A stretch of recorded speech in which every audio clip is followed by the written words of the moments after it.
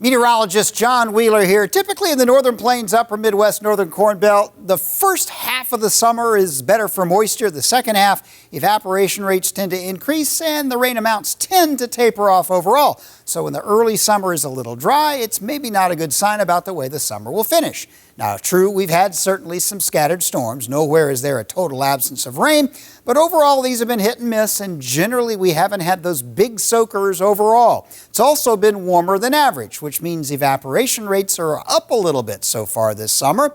So overall conditions are a little bit drier than average. Now, granted, it's early in June, maybe mid-June, but we're still looking at a situation that's not starting out exactly ideal. We had some hot weather in the northern plains this weekend, but over the course of early next week, we will see the jet stream relax a little bit. That'll take some of the heat away.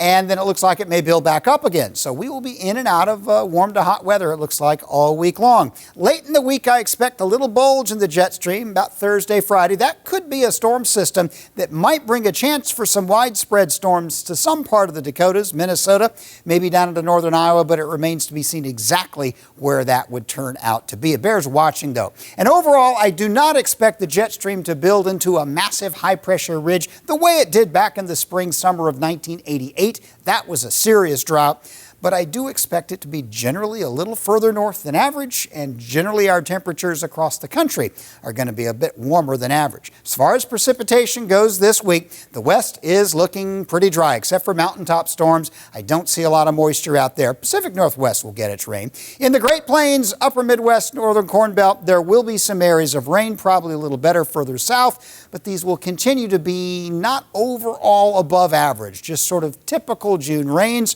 hit and miss, and generally a little lighter than average. Also, we're going to be combating warm temperatures. It will be above average over the United States, down south, Midwest, middle half of the country, all 90s. A lot of 80s up into southern Canada, North Dakota, Minnesota. Averages are more like 70s and 80s. So this is above average. The second week, June 19th through 25th, the west is still looking dry. That's typical.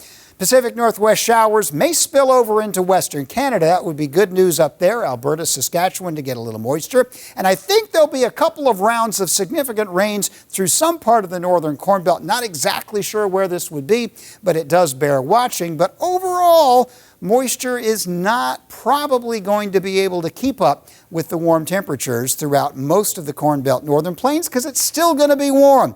A lot of 90s through the high plains, a lot of 80s everywhere else. That's all above average. So over the next couple of weeks, we're talking warmer than average weather, hit and miss storms, and rainfall not quite keeping up with evaporation.